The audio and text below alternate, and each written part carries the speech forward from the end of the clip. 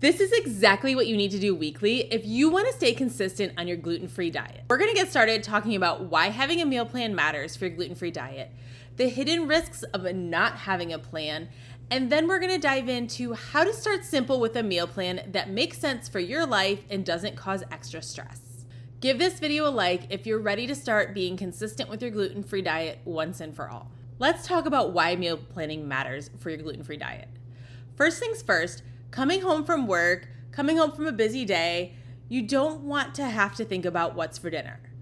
You want to be able to walk into your house, open the fridge, know exactly what you're gonna cook, make your dinner, eat your dinner, and relax. That's exactly what having a meal plan is going to do for you. None of this last minute walking in the door, opening the fridge, saying, what food do I even have in this house? What should I cook for dinner? And spending 30 minutes staring at the fridge, only to wind up going to the local fast food restaurant, accidentally getting glutened, and feeling miserable because of it. Do you get what I'm saying now? Having a meal plan is going to help take the decision fatigue out of your evenings. It's going to give you back all of that time that you waste trying to figure out what's for dinner. And it's going to help keep you safe from accidentally getting glutened or getting gluten because you just don't feel like cooking something that night that makes sense for your gluten-free diet. Not only that, but meal planning also saves you a lot of money.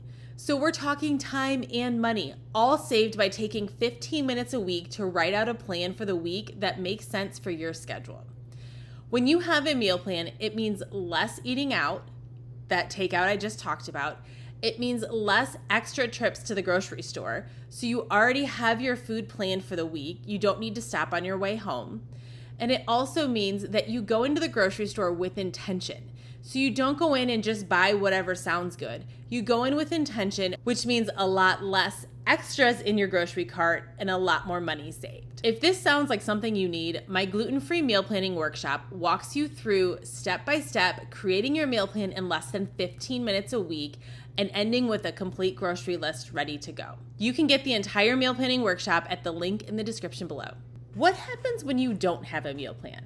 Chances are, if you're watching this video, you probably aren't somebody who's consistent with meal planning, especially when it comes to a gluten-free diet.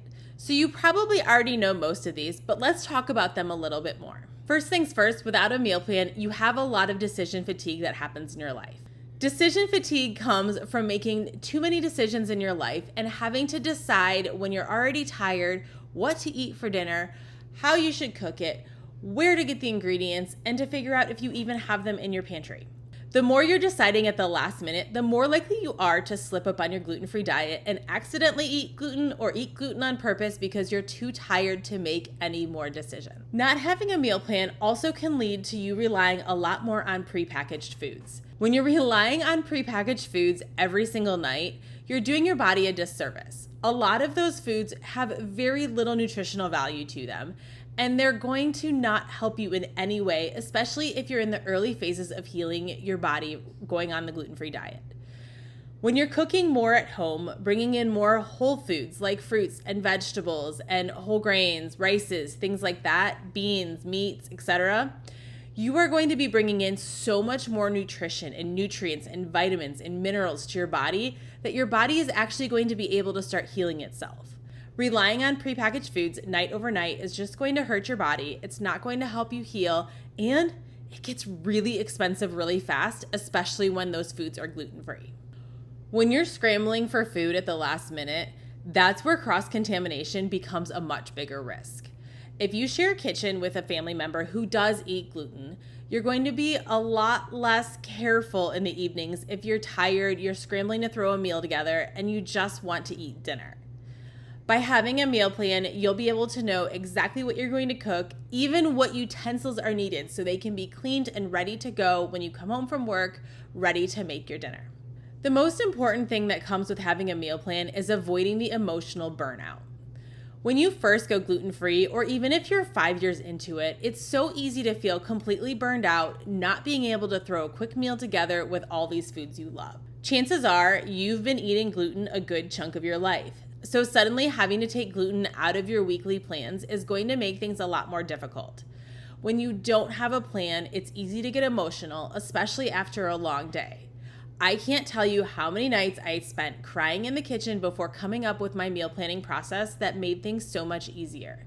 Having a plan meant coming home confident in my gluten-free diet, confident in healing my body, and confident that it was going to be a good night to eat a good dinner. Even if a gluten-filled dinner sounds much better, having a meal plan is going to avoid that temptation and keep your emotions in check. So how do you meal plan without the overwhelm? It feels like it could be a lot, but it all comes down to starting simple. Start with 1 to 2 new recipes a week. Yes, this might feel odd because there's 7 days in a week and I'm saying start with 1 to 2, but 1 to 2 gives you a good starting point to learn to cook with gluten-free foods, but also gives you a chance to have them as leftovers or repeat them another night of the week. Then start bringing in some of your old favorites that may have been gluten-filled to make them gluten-free. In the last video in this playlist, we talked all about modifying recipes to be gluten-free. Go back and watch that if you haven't watched it yet, because it's going to be a game changer on taking some of your favorite recipes and making sure they still taste good but are safe to eat. Then focus on batch cooking some of your staples. Things like chicken, taco meat, things that you can repeat over and over throughout the week in different forms. For example, the taco meat. Maybe one night it's nachos, another night it's tacos or quesadillas, or another night you're making a taco soup. There's so many things you can do. If you cook a big batch of meat, you can make a whole bunch of different recipes out of it all in the same week. Track your favorite meals as you go week to week so that way you know what you actually enjoyed and what recipes aren't worth trying again.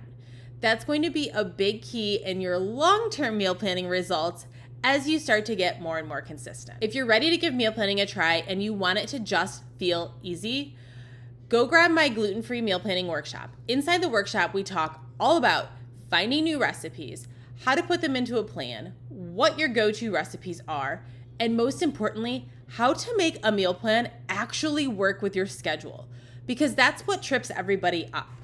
When you have 7 recipes planned for a week and you get home from work and you don't have time to cook a recipe every single night of the week, that's when meal planning falls off. Inside the Gluten-Free Meal Planning Workshop, we tackle all of that with your schedule, with new recipes, and it's going to help get you on track in less than 30 minutes. So week over week, you'll only have to take 15 minutes to have your entire week planned out.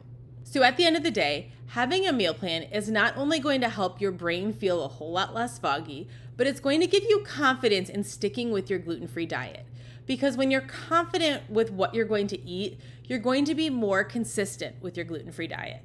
It's going to help you feel a whole lot better, it's going to help your body heal, and it's going to make life a whole lot easier. Without having a meal plan, you're risking burnout, you're risking cross-contamination, and you're risking giving up on your gluten-free diet altogether. I don't want to see that happen because I know exactly how much better someone can feel once they get consistent on their gluten-free diet and their body starts to heal. I've been living that life for a long time, and I know that sticking with your gluten-free diet is worth the extra hassle of spending 15 minutes a week putting together a meal plan. Now that you know why it's a make or break task for your gluten-free diet, go grab the Gluten-Free Meal Planning Workshop and get started today. I promise you won't regret spending 15 minutes a week putting your gluten-free diet and yourself first.